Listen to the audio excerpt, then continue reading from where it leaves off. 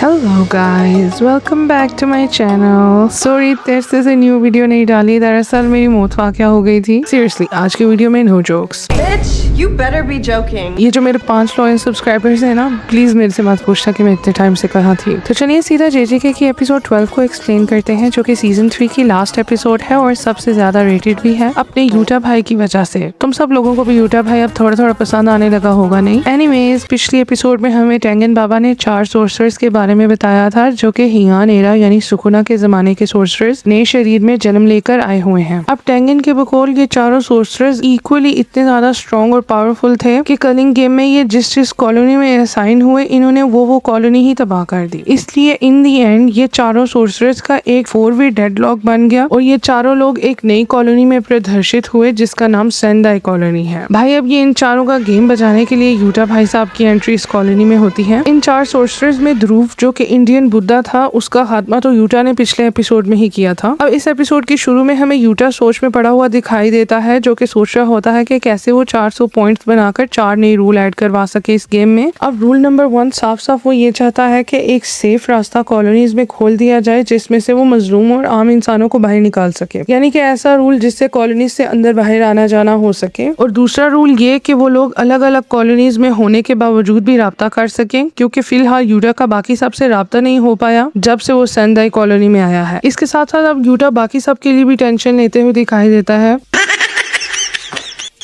वो ये सोचता है कि सब शिबुया इंसिडेंट की वजह से आगे ही थके हारे हुए होंगे, तो वो ये ठान लेता है कि अब जो भी करेगा वो ही करेगा ताकि बाकी सबको रेस्ट मिल सके। केंजाकू को भी कत्ल करने की वो खुद ही ठान लेता है, क्योंकि वो नहीं चाहता कि उसका टीचर गोजो अपने बेस्ट फ्रेंड को दूसरी दफा कत्ल करे, क्योंकि केंजाकू सुगुरु के शरीर में जो पनाह लेकर बैठा है। अब यूटा कुछ सर्वाइवर्स के पास जाता है और उन्हें बैरियर्स के पास ले जाने के लिए लीड करता है उन सबको, होपिंग कि वो उन्हें वहां से किसी तरह से बाहर निकाल सके।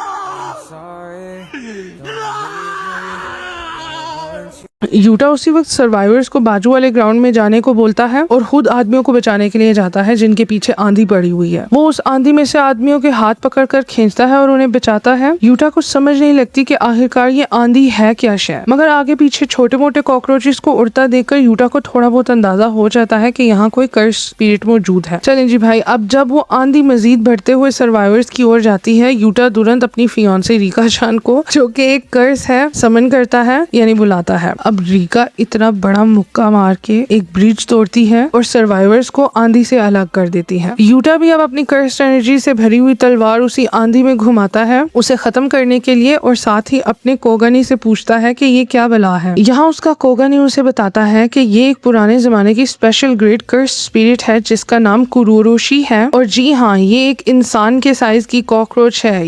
या केंजाकू की हरकतें देखो तुम लोग, उसने कर्स स्पिरिट को भी प्लेयर बना दिया कलिंग गेम में। अब जब यूटा कुरोरोशी को फेस करता है, गाइस मेरे से ये नाम नहीं लेने होता तो मैं इसको लाल बेग ही बोलूंगी। एनीवेज, अब यूटा उस लाल बेग को फाइट करता है। उनकी फाइट के दौरान हमें इस लाल बेग के हाथ में एक बहुत बड़ा क्लीवर नजर आता है, जिसका नाम फेस्टरिंग लाइफ स्वॉर्ड है। फेस्टरिंग का मतलब है कि एक ऐसा जख्म या एक ऐसी चोट जिसमें इन्फेक्शन हो जाए और पस पड़ जाए। एनीवेज, लड़ाई शुरू होते ही यूटा उस लाल बेग की एक बाजू काट देता है। यहाँ उसे तुरंत महसूस होता है कि उसे बाकी के 2 स्ट्रॉन्ग प्लेयर्स छुप कर देख रहे हैं, जिनके पॉइंट्स यूटा हासिल करना चाहता है। यहाँ लाल बेग यूटा से पूछती है कि भाई तू हमारे पीछे ही हाथ धोकर क्यों पड़ गया है। इसके जवाब के बजाय यूटा दिमाग लड़ाता है और प्लान करता है कि वो अपने शरीर में रिवर्स कर्स टेक्निक के द्वारा बनाई जाने वाली पॉजिटिव एनर्जी इस लाल बेग के शरीर में डालेगा, जिससे वो इसकी झाड़ फूंक कर देगा, यानी कि उसका एक्सरसिज्म कर देगा उसे खत्म करने के लिए। अब लाल बेग आंधी झोलते हुए फिर यूटा पर हमला बोल देती है, जब उसे यूटा से जवाब नहीं मिलता। Ego issues I guess. और इस दौरान यूटा सोचता है कि वो अपनी पॉजिटिव एनर्जी इसके अंदर कैसे डालें, क्योंकि वो नहीं चाहता कि जो बाकी के 2 सोर्सर्स से छुप के देख रहे हैं उन्हें पता चल जाए कि ये रिवर्स कर्स टेक्निक यूज कर सकता है, क्योंकि उन्हें पता चला तो वो लोग भाग जाएंगे या तो कोई नई चाल चलते हुए उसका खात्मा कर देंगे। रीका भी सर्वाइवर्स को प्रोटेक्ट कर रही है, लिहाजा वो उसकी भी मदद नहीं ले सकता। अब इनके बीच बहुत ही भयंकर किस्म की लड़ाई होती है। यूटा अपने कर्स ब्लेड का इस्तेमाल करते हुए बहुत बड़ा भंवर बनाता है मौजूदा फील्ड में, जिस जिससे लाल बेक गायब हो जाती है। वो अचानक से दोबारा वापस आती है अपने छोटे छोटे लाल बेकों के साथ और यूटा पर अपनी लाइफ फेस्टरिंग स्वॉर्ड से हमला करती है। वो यूटा को जितने भी घाव देती है उन सब में पस पड़ जाती है और यूटा का शरीर म्यूटेट होना शुरू हो जाता है। Oh my God, that's so disgusting. Utah की आंखों में से भी हरे हरे रंग की पस बहना शुरू हो जाती है जिससे उसे दिखाई देना बंद हो जाता है। इतने में ही वो लाल बेका उसका गला दबाना चालू हो जाती है और उसे वहीं से पकड़कर हवा में उठा लेती है। अब यूटा के पास और कोई रास्ता नहीं बचता, इसलिए वो उस लाल बेक को एकदम पप्पी करके अपनी पॉजिटिव एनर्जी उसके मुंह में ट्रांसफर करता है जिससे वो तुरंत फटकर एक्सरसाइज हो जाती है। गाइस शुक्र करो मुंह पर ही पप्पी दी, कहीं और नहीं दी। चाहता तो वो एनर्जी कहीं और से भी ट्रांसफर कर सकता था मगर उससे हमें और भी घिन आती, तो आई थिंक किस is a better option. Anyways उसका कत्ल करने पर यूटा को गेम में 5 पॉइंट्स मिलते हैं जिससे उसका स्कोर 42 हो जाता है। अचानक से जो सोर्सरर्स उसे छुप कर देख रहे थे उनमें से एक लड़की ताकाको उरो नाम की यूटा के पास आती है हवा में लटकते हुए। वो एकदम से उसे पूछती है कि हाँ भाई तुम भी रिवर्स कर्स यूजर हो। उसी के साथ वो अपनी कर्स टेक्निक यूज करते हुए यूटा को हवा के साथ पुश करती है जिससे यूटा उड़ता हुआ एक बिल्डिंग के अंदर गिर जाता है। यूटा तुरंत अपना शोल्डर हील करता है अपनी रिवर्स कर्स टेक्निक से और रियलाइज करता है कि ये बंदी स्पेस और हवा को खींचकर बंदों को सिर्फ धक्के वक्के दे सकती है मगर कर्स टेक्निक से लोगों को एक्चुअली हर्ट नहीं कर सकती। उरो भी अब बिल्डिंग में आती है और यूटा को समझाती है कि कैसे उसकी टेक्निक से वो आसमान और हवा को खींचकर कोई भी शेप दे सकती है। यहाँ हमें उरो का फिट चेक करने को मिलता है और यार क्या माल है यार।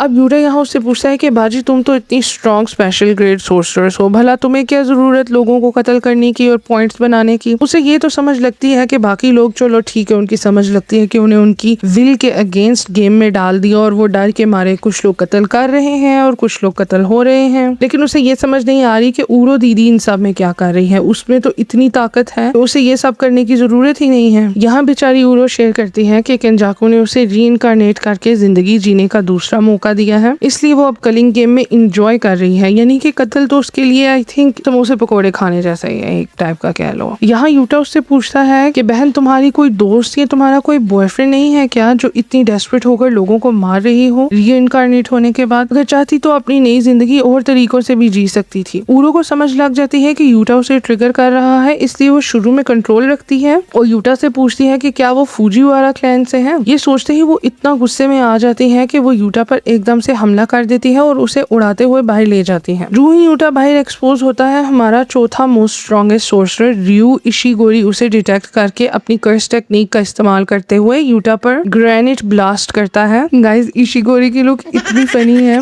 उसने अपने बालों की तोप बनाई हुई है जिसमें से वो अपनी कर्स एनर्जी का ग्रेनेड ब्लास्ट बनाकर शूट करता है। ऑल्दो ये ब्लास्ट इतना स्ट्रॉन्ग है कि किसी को भी कत्ल कर सकता है बेसिकली। सो उसका फर्स्ट अटैक देखकर यूटा डर जाता है उन लोगों के लिए जिन्हें रीका स्टेडियम में प्रोटेक्ट कर रही है, इसलिए वो पहले इशिगोरी को निपटाने की सोचता है। इतने में ही हमें उरो दिखाई देती है जो कि ठान लेती है कि यूटा के साथ साथ वो इशिगोरी को भी नष्ट कर देगी क्योंकि उनका डेडलॉक तो अब टूट ही चुका है ध्रुव के मरने के बाद। अब वो अकेले राज करना चाहती है सेंदाई कॉलोनी पे as a most powerful sorcerer. Yuta जल्द ही इशिगोरी को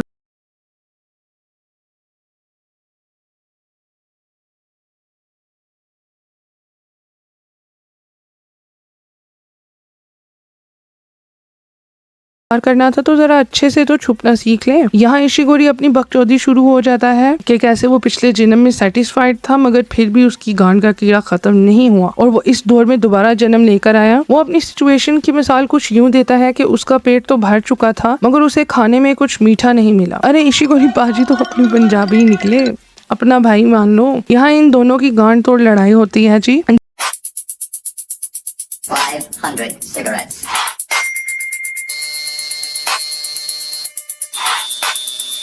जिसमें जल्द ही उरो दीदी भी हिस्सा ले लेती हैं। सिंस दीदी जरा पुराने जमाने की हैं, ये जरा सेंसर कम करती हैं और गालियां बहुत गंदी देती हैं। उफ।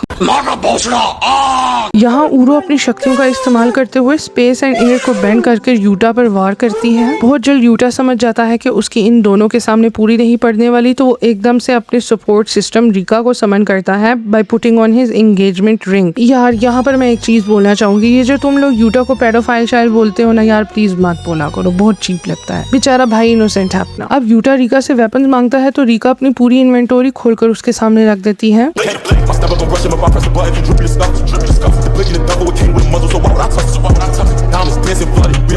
इन सब वेपन्स में से यूटा एक मेटल आर्म यूज करता है और अपनी मछली बॉय इनुमाकी की कर्स स्पीच यूज करता है। वो कर्स स्पीच स्पेल अपनी जुबान पर लगाकर जो भी बोलता है उरो और इशिगोरी वैसा वैसा करते जाते हैं। अब रिको और यूटा मिलकर उरू और इशिगोरी की बजाते हैं। इतने में ही लड़ाई इस कदर बढ़ जाती है कि तीनों एक साथ अपनी अपनी डोमेन एक्सपेंड करते हैं। डोमेन खेलते समय मुझे तो लगता है कि यूटा ने भी ऐसे ही डोमेन एक्सपेंशन बोल दिया फ्री का ताकि कूल लग सके इन लोगों में, क्योंकि उसकी डोमेन तो अभी ओपन ही नहीं हुई। एनीवेज, इतने में ही रंग में भंग डालने के लिए कॉकरोच की बच्ची वापस आकर उनकी डोमेन तोड़ देती है। टेंगन नरेशन में बहुत अच्छे से समझाता है कि वो वापस कैसे आई और उसने डोमेन्स को कैसे तोड़ा, मगर उस सब को एक्सप्लेन करने का मेरा बिल्कुल मन नहीं कर रहा, क्योंकि वैसे भी तुम लोग एंड तक कहाँ देखते हो मेरी वीडियो। अब लाल बेग की बच्ची उरो बाजी की बाजू को चक मारकर काट देती है। भूखी रिका एकदम वो बाजू चुबाकर खाना शुरू हो जाती है जैसे यूटा ने उसे सदियों से भूखा रखा हो। उरो दीदी की कमजोरी का फायदा उठाते हुए इशिगोरी उसे ग्रेनेड ब्लास्ट से उड़ा देता है ताकि यूटा से सुकून से लड़ सके। उसे यूटा को हराने का जुनून सर पर सवार हो जाता है और उसे लगता है कि यूटा को हराना ही उसके लिए वो मीठा खाना है जिसे खाकर उसे फाइनली अपनी लाइफ में सेटिस्फेक्शन मिलेगी। हाउएवर, यूटा उसे ऐसा नहीं होने देता। अब इनकी कर्स टेक्निक्स और कर्स्ड एनर्जी एकदम एग्जॉस्ट हो चुकी होती है डोमेन एक्सपेंशन की वजह से, इसलिए ये लोग प्योर जुजुत्सु का सहारा लेते हुए लड़ना चालू करते हैं। एंड पर यूटा इशिगोरो से जीत जाता है मगर उसे कत्ल नहीं करता, बिकॉज 20 लोगों को कत्ल करने के बाद यूटा भाई रियलाइज कर रहे हैं कि वो कातिल नहीं है। अब थोड़ी ही देर में यूटा और इशिगोरो बैठ जाते हैं और बातचीत चालू करते हैं, जिसके बाद दोनों भाई बन जाते हैं। यार एक बात बोलूं, तुम बॉयज लोगों का भी चिल सीन है एकदम, लाइक